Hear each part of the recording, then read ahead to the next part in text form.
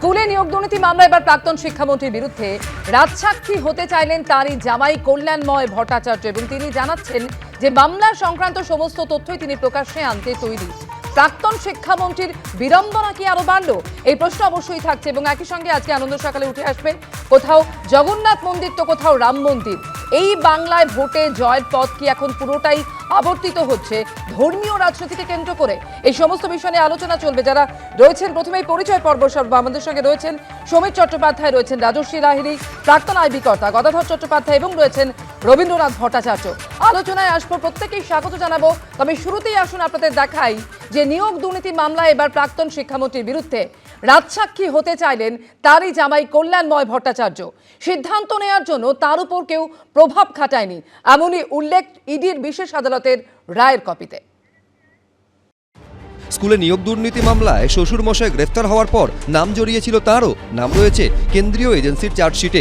এবার সেই নিয়োগ দুর্নীতি মামলাতেই পার্থ চট্টোপাধ্যায়ের বিরুদ্ধে রাজসাক্ষী হতে চাইলেন তার জামাই কল্যাণময় ভট্টাচার্য। ইডির চার্জশিটে দাবি করা হয়েছিল প্রথমে স্কুলের জমি কেনা ও পরে কনস্ট্রাকশনের জন্য নগদে 15 কোটি টাকা দিয়ে সেই টাকা খরচ করা হয়েছিল তার জামাই কল্যাণময় ভট্টাচার্যের মাধ্যমে। কল্যাণময় ভট্টাচার্য রাজসাক্ষী হলে কি পার্থ চট্টোপাধ্যায় আরও বিপাকে পড়বেন? তার বিরুদ্ধে গোপন তথ্য সামনে আনবেন জামাই? এক্ষেত্রে কল্যাণময় ভট্টাচার্য বলতে পারেন একজন উপযুক্ত চয়েস। তার কারণ হচ্ছে যিনি শিক্ষামন্ত্রীর জামাই, যিনি অনেক তথ্য জানেন। যে আর্থিক লেনদেন হয় সেটি মূলত নগদে লেনদেন হয়, কিভাবে বিভিন্ন ধরুন কোম্পানি খুলে বিভিন্ন ফাউন্ডেশন খুলে কিভাবে চ্যানেলাইজড হয়েছে সেই তথ্যসূত্র এই যদি কল্যাণময় ভট্টাচার্যরা দিতে পারেন, যারা প্রসিকিউশন তাদের খুব সুবিধা হবে। দ্বিতীয় হচ্ছে এই তথ্যসূত্রগুলো যেগুলো দেবেন সেগুলোও কিন্তু অন্য সার্কামস্টেন্সিয়াল এভিডেন্স দিয়ে প্রসিকিউশনকে সেটা কিন্তু প্রুভ করতে হবে। লেনদেন সংক্রান্ত বহু রহস্য উন্মোচিত হবে পার্থ চট্টোপাধ্যায়ের জামাইয়ের হাত ধরে। পার্থ চট্টোপাধ্যায় জামিন পেয়ে জেল থেকে বেরোনোর সম্ভাবনা আরও ক্ষীণ হয়ে যাবে। ইডির বিশেষ আদালতের রায়ের কপিতে উল্লেখ করা হয়েছে কল্যাণময় ভট্টাচার্য স্বেচ্ছায় রাজসাক্ষী হতে চেয়েছেন এবং তিনি জানিয়েছেন তার উপরে কেউ প্রভাব খাটায়নি, তিনি ব্যক্তিগত ও স্বাধীনভাবেই এই সিদ্ধান্ত নিয়েছেন। রায়ের কপিতে লেখা আছে আদালতের ক্ষমা পাওয়া এবং রাজসাক্ষী হওয়ার বিষয় সংক্রান্ত শর্তগুলি আগেই কল্যাণময়কে জানিয়ে দেওয়া হয়েছে। তাকে এটাও জানিয়ে দেওয়া হয়েছে রাজসাক্ষী হিসাবে আদালত তাকে যদি ক্ষমাও করে তবু তিনি নির্দোষ প্রমাণিত হবেন না। তিনি জানিয়েছেন যে শর্তাধীন ক্ষমা পেতে প্রস্তুত এবং তিনি মামলা সম্পর্কে সমস্ত তথ্য প্রকাশ্যে আনতে তৈরি। প্রকাশ সিনহা, মুন্না অগ্রওয়াল, আশাবুল হোসেন, এবিপি আনন্দ। গদাধর বাবুকে দিয়ে আলোচনা শুরু করবো। গদাধর বাবু, কল্যাণময় ভট্টাচার্য পার্থ চট্টোপাধ্যায়ের জামাই, তিনি এবার রাজসাক্ষী হতে চাইলেন।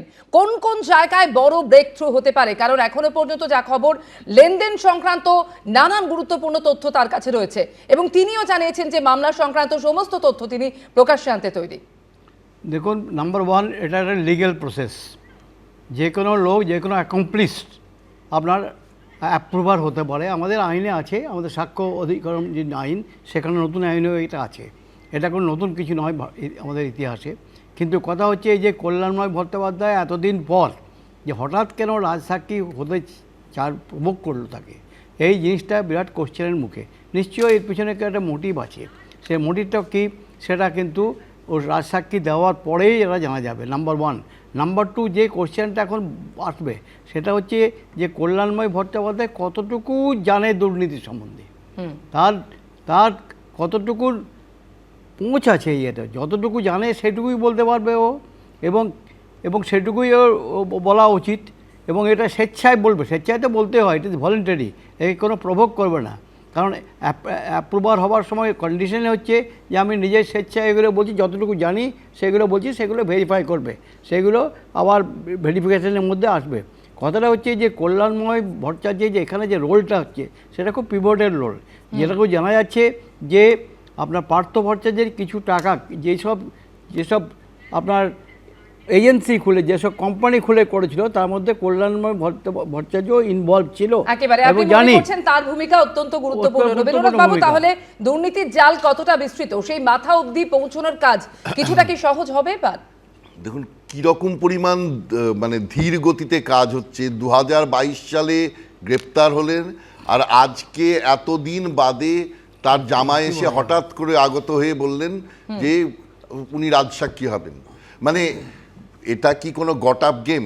মানে যাতে তিনি নিজেই, শুনেছি তিনি বিদেশে থাকেন, তাকে যাতে কোনো মানে ডিপোর্টেশনের মুখে না পড়তে হয় তার জন্য কি এ ধরনের ব্যবস্থা করছেন তিনি, নাকি সত্যি কেসটাতে সাহায্য করবার জন্য তিনি এগিয়ে আসছেন? এটা হচ্ছে প্রথম নম্বর ব্যাপার, যে তার ইন্টেনশনটা কি, তিনি উদ্ঘাটন করতে চান নাকি নিজে বাঁচতে চান, নাকি দুটো একসঙ্গে করতে চাইছেন। দ্বিতীয় নম্বর যেটা হচ্ছে যে এতে এতদিন মানে এটাই যদি তাদের এটা নেওয়ার ইচ্ছা ছিল, মানে তার বলবার ইচ্ছা ছিল, তাহলে এই ব্যাপারটার সঙ্গে যোগাযোগ তো ইডির অনেক আগে করা উচিত ছিল। তিনি এতদিন ধরে কেসটা চলবার পরে কেসের আবার নতুন করে তিনি কোনো কিছু তথ্য দেবেন? 3 বছরের মাথায় এসে ছেলেমেয়েগুলো রাস্তায় বসে আছে, তার সেই তথ্য ধরতে ধরতে আবার নির্বাচনের সময়টা চলে আসবে। অর্থাৎ এইটা একটা টাইম কিলিং প্রসেস কিনা সিবিআই ইডির তরফে, এটাও ভেবে দেখা দরকার। অর্থাৎ এমন একটা সময় নিয়ে আসলো যার গোটা ব্যাপারটা তিনি আবার নতুন তথ্য দেবেন, এবং সেই তথ্য ঘাঁটতে গিয়ে তাদের আবার 2 বছর 3 বছর লেগে যাবে, এবং মধ্যে থেকে নির্বাচনের সময়টায় একেবারে রবীন্দ্রনাথ বাবু, এখন এটাই দেখার যে রাজসাক্ষী হওয়ার কথা বলেছেন কল্যাণময় ভট্টাচার্য, এরপর তদন্তে নতুন কি তথ্য সামনে আসে। তবে যে প্রশ্নটা সামনে আসছে যে এরপর আমরা দেখতে পাচ্ছি যে এই নিয়ে কটাক্ষের পথই ধরছেন বিরোধীরা। অর্পিতা মুখোপাধ্যায়ের জোড়া ফ্ল্যাট থেকে কোটি কোটি টাকা উদ্ধার ও তারপর প্রাক্তন শিক্ষামন্ত্রী পার্থ চট্টোপাধ্যায়ের গ্রেফতারির পর ইডি রেডারে আসে তার প্রয়াত স্ত্রীর নামে পিংলায় তৈরি হওয়া Babli Chattopadhyay Memorial international school, যার চেয়ারম্যান পার্থ চট্টোপাধ্যায়ের জামাই কল্যাণময় ভট্টাচার্য। আমার মনে হয় ওনার জামাই পার্থ চ্যাটার্জি যেমন টুকলি করে ডক্টরেট হয়েছে, ওর জামাই মনে হয় পড়াশোনা করেই শিক্ষিত হয়েছে। শিক্ষিত লোক হলে তার একটু বোধ বুদ্ধি বিবেক জাগ্রত থাকে। পার্থ চ্যাটার্জি তো টুকলি করে ডক্টরেট হয়েছে, আমার মনে হয় তার জামাইয়ের মধ্যে শিক্ষা দীক্ষা আছে। তিনি হয়তো ভেবেছেন এত লক্ষ লক্ষ বেকারের সর্বনাশ যিনি করেছেন, তিনি পরিবারের বাইরে গিয়ে বেকার যুবক যুবতীদের কথা ভেবেছেন। জামাইয়ের মনে হয়েছে যে শ্বশুরমশাই বেশি বেশি অন্যায় করেছে, তাই হয়তো সাক্ষী দিচ্ছে।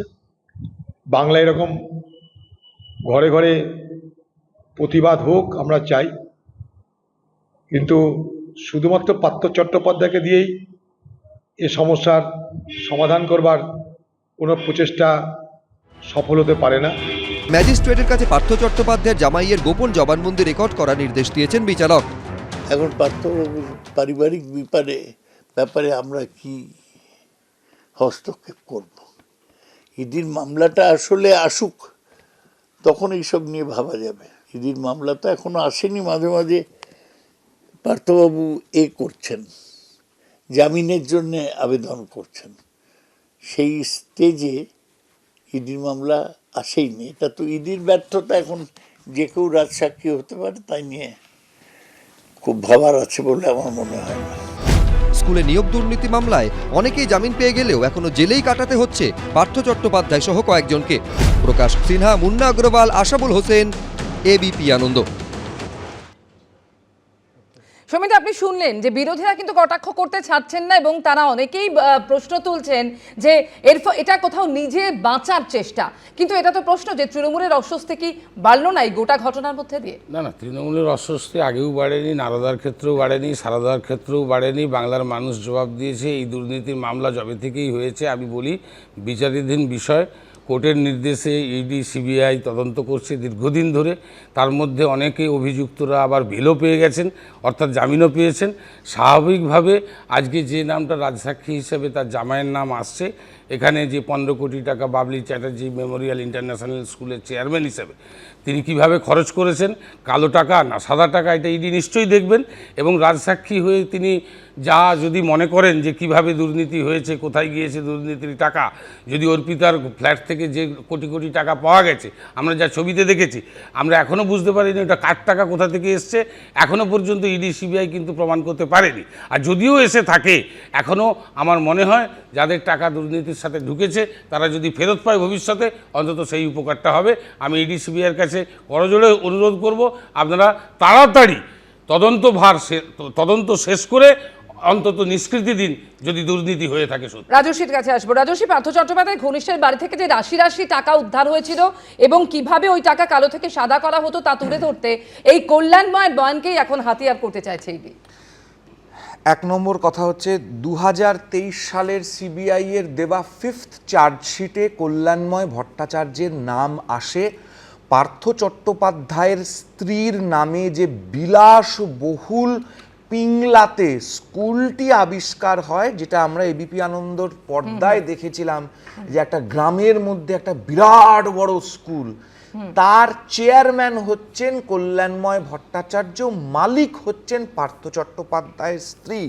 এছাড়াও বিভিন্ন সরকারি পদে নিয়োগ, সেই সংক্রান্ত অর্থ দুর্নীতি ইত্যাদি নিয়ে পার্থ চট্টোপাধ্যায়ের জামাইয়ের নাম আসে এবং উনি ইউএসএতে থাকতেন। উনাকে সিবিআই এর বিশেষ আদালত অ্যান্টিসিপেটরি বেল উনি অ্যাপ্লাই করেন, বেল দেন এবং উনি বলেন যে উনাকে যাতে খুব সম্ভবত 2রা জানুয়ারি এরকম কিছু একটা ডেট ছিল, যে উনাকে যাতে বিদেশে যেতে দেওয়া হয়, সেটা কোর্ট রিজেক্ট করে দেয়। ওনাকে ভারতেই থাকতে হবে এটা কোর্ট বলে। পরবর্তী ওনার চাকরির কি হয়েছে আমাদের জানা নেই। যাই হোক, অন্তত এই সরকারটা আছে বলে এর তদন্ত হচ্ছে। তদন্ত হলেও রবীন্দ্রনাথ বাবুদের আপত্তি, তদন্ত ধীর গতিতে হচ্ছে। আমরা প্রত্যেকে বুঝতে পারছি অন্তত Sanchita Sanchayita, Bofors, jeep, Union Carbide, gas কেলেঙ্কারির মতন ফাইলের তলায় ধামা চাপা পড়া কোনো রকম কোনো তদন্ত এখানটাতে হচ্ছে না। যে কথাটা সমীরদা বলছেন যে কোনো রকম কোনো ভয় নেই, এই নেই, সারদা নারদা নেই, দেখুন 34 বছর কমিউনিস্ট পার্টির রাজত্বে দাঁড়িয়ে সাইবাড়ি, মরিচঝাঁপি, সঞ্জীব তীর্থঙ্কর ইত্যাদি ঘটনা ঘটেনি, একথা তো তৃণমূল অস্বীকার করতে পারবে না। মামলা মোকদ্দমা কোনো কিছুই হয়নি, কোনো একটা তদন্ত হয়নি। অন্তত এই সরকার আছে বলে তদন্ত হচ্ছে, তদন্ত একটা জায়গায় কত বড় ব্রেক থ্রু সামনে আসে, অবশ্যই আমাদের সেদিকে নজর থাকবে। খুব সম্প্রতি শুভেন্দু অধিকারী চ্যাংদোলা মন্তব্য করেছিলেন এবং তারপর যার পরিপ্রেক্ষিতে তৃণমূল বিধায়ক, মন্ত্রী তারা একের পর এক আক্রমণ সানিয়েছেন এবং এই চ্যাংদোলা মন্তব্য প্রত্যাহার না করলে মুর্শিদাবাদে ঢুকলে তাকে আটকানোর হুঁশিয়ারি দিয়েছেন ভরতপুরের তৃণমূল বিধায়ক হুমায়ুন কবির এবং তাকে চ্যালেঞ্জ করে জেলা বিজেপি নেতৃত্ব জানিয়ে দিল 1 মাসের মধ্যেই মুর্শিদাবাদে যাবেন শুভেন্দু অধিকারী। 72 ঘন্টা সময় বেঁধে দিয়েছে, তার মধ্যে যদি উনি ওনার ভুল আগেই বলেছে, ক্ষমা না চাইলেও কথাটা প্রত্যাহার করতে হবে। 72 ঘন্টার পরে উনি যদি ওই সিদ্ধান্তে অটুট থাকে, ওনার যে কোনো জায়গায় ওনাকে মোকাবেলা করতে হবে। 1 মাসের মধ্যেই শুভেন্দু অধিকারী আসবে এবং রেজিনগরের মধ্যে দিয়ে আসবে। উনি পাল্লা কিছু করে নেন। আজকে দল আপনাকে সহজ করেছে, 26শে ভরতপুরে আপনাকে সহজ করবে। শুভেন্দু অধিকারীর সঙ্গে থেকে আমি রেজিনগরের উপর দিয়ে, বেলডাঙ্গার উপর দিয়ে এই বহরমপুরে আনবো। উনি কি করতে পারে আমিও দেখে নেব। অর্থাৎ মুর্শিদাবাদ মানেই বাংলাদেশ হয়ে গেছে। বিজেপি হাতে চুরি পরে রাজনীতি করে না। এদিকে বিজেপি চ্যালেঞ্জ গ্রহণ করে শুভেন্দুর গাড়ির সামনে দাঁড়িয়ে পড়ার হুঁশিয়ারি দিয়েছেন হুমায়ুন। হাতে চুরি পরে রাজনীতি করি না আমরা, পাল্টা হুঙ্কার বিজেপির সাংগঠনিক জেলার সভাপতির। শুভেন্দু অধিকারী যতদিন এই মুসলিমদের বিরুদ্ধে ব্যক্তিগত যে আক্রমণ করেছে, মুসলিম বিধায়কদের বিধানসভা থেকে চ্যাংদোলা করে বের করে রাস্তায় ফেলার কথা প্রত্যাহার না করবে, শুভেন্দু অধিকারী যতবার মুর্শিদাবাদে ঢুকবে ততবার তাকে প্রতিরোধ করব। তাকে প্রশাসন পারলে ঠেকাবে, আমি নিজে নেতৃত্ব দিয়ে তার সামনে দাঁড়াবো, গাড়ির সামনে দাঁড়াবো, তাকে উদ্র করাবো, তবে ছাড়বো। এ তো সরকার রুখে নেবে। শুভেন্দু অধিকারীর সঙ্গে থেকে আমি রেজিনগরের উপর দিয়ে, বেলডাঙ্গার উপর দিয়ে এই বহরমপুরে আনবো। উনি কি করতে পারে আমিও দেখে নেব। অর্থাৎ মুর্শিদাবাদ মানেই বাংলাদেশ হয়ে গেছে। বিজেপি হাতে চুরি পরে রাজনীতি করে না। রবীন্দ্রনাথ বাবু, শুভেন্দু অধিকারীর চ্যাংদোলা মন্তব্য কি বলেছিলেন তা আমরা সবাই জানি।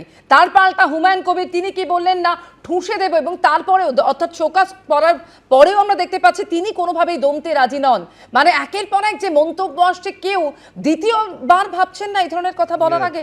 দেখুন, এটা তো হুমায়ুন কবির নিজেই শুরু করেছিলেন। উনি তো কিভাবে বলেছিলেন যে হিন্দুদের কি করে কি করবেন, সে বিশ্রী মন্তব্য সকালবেলায় আমি সবার কানে দিতে চায় না, কিন্তু তারপর উনি ক্ষমা চেয়েছিলেন। উনি বিধায়ক হিসেবে যে কথা বলেছেন, উনি সৌজন্য মিনিমাম ভদ্রতা থাকলে বা কনস্টিটিউশনের প্রতি ন্যূনতম যদি তার সৌজন্যবোধ থাকতো, ওনার ক্ষমা চাওয়া উচিত ছিল, প্রত্যাহার করা উচিত ছিল এবং ওনার বিরুদ্ধে এফআইআর হওয়া উচিত ছিল। হয়নি। তো এই চলছে এখন। ডেভেলপমেন্ট চলে গেছে তলে, এমপ্লয়মেন্ট চলে গেছে কোথায়, এমপ্লয়মেন্টের ব্যাপার নেই। দল শুধু এই এমপ্লয়মেন্ট, এত যে হাজার হাজার কোটি টাকা শুনলাম আমরা মৌ হয়েছে শিল্পের, সেগুলো গেল কোথায়? সেগুলো নিয়ে কথা হবে। তা কিছু নয়, শুধু দলের মধ্যে এখন লড়াই হচ্ছে হিন্দু এবং মুসলমানের নিয়ে। শুভেন্দু অধিকারীর গাড়ির সামনে দাঁড়িয়ে পড়ার হুঁশিয়ারি দিচ্ছেন হুমায়ুন কবির। হুমায়ুন কবিরের বক্তব্যের কথা রবীন্দ্রনাথ দা বললেন, হিন্দুদেরকে কেটে ভাগীরথীর জলে ভাসিয়ে দেব। ফিরাদ ববি হাকিমের বক্তব্য, 50% মানুষকে উর্দু ভাষায় কথা বলতে হবে। যারা ইসলামে জন্মগ্রহণ করেননি, দুর্ভাগ্য, তাদেরকে ইসলামে দাওয়াতে ইসলাম দিয়ে নিয়ে আসতে হবে। সিদ্দিকুল্লাহ চৌধুরীর বক্তব্য, গোটা দক্ষিণ কলকাতা হচ্ছে ওয়াকফ বোর্ডের সম্পত্তি, অর্থাৎ কালীঘাট মন্দির, মমতা ব্যানার্জির বাড়ি, অভিষেক ব্যানার্জির বাড়ি, আমাদের সবার বাড়ি টাড়ি যারা দক্ষিণ কলকাতায় আছে, ইনক্লুডিং তৃণমূলের হিন্দু পদবীধারী নেতাদের, তাদের সবার বাড়ি হচ্ছে স্বাধীন ভারতবর্ষে প্রথমবার মহাপ্রভু চৈতন্যদেবের আবির্ভাব তিথি দোল পূর্ণিমায় ঘোষণা হলো সরকারিভাবে 11টার মধ্যে দোল শেষ করতে হবে। আমডাঙ্গার আইসির বক্তব্য সোশ্যাল মিডিয়ায় ছেয়ে গেছে, যেখানে বলছেন যে না করলে পরে এই দোলে ঢোকাবো, পরের দোলে বেরোবি। সল্টলেকের রাস্তা বিভিন্ন বন্ধ করে দিয়ে দোল বন্ধ করা হলো এইবারের দিকে। এই যখন কথা বলছি, এখন তারাপীঠের শ্মশানে বৈষ্ণব মহাপুরুষদের সমাধিগুলোকে সমিতা, বিজেপির তরফ থেকে কিন্তু পাল্টা হুঙ্কার হুঁশিয়ারি যে হাতে চুরি পরে আমরা রাজনীতি করি না। না, দেখুন, জনপ্রতিনিধি এমএলএদের অত্যন্ত দায় এবং দায়িত্ব অনেক বেশি থাকে। তারা মানুষের পাশে থাকেন এবং তারা মানুষ দ্বারা নির্বাচিত। সেইভাবেই বিরোধী দলনেতাও অনেক বেশি গুরুত্বপূর্ণ তার মন্তব্যে করা উচিত। আমার মনে হয় উনি খারাপ বলে সে খারাপ, এটা ঠিক বিষয়টা তা নয়। এমন কোনো বাক্য, এমন কোনো কুরুচিকর মন্তব্য কেউ না করে থাকেন। এবং তৃণমূল দলটা হচ্ছে শৃঙ্খলিত দল, নিয়ম মেনে চলে। নিয়ন্ত্রণ আছে বলেই শোকজ করা হয়েছে হুমায়ুন কবিরকে। এবং আপনারা আগেও আমরা বলেছি, তারপরেও নিজের বক্তব্যে তিনি অনড় রয়েছেন।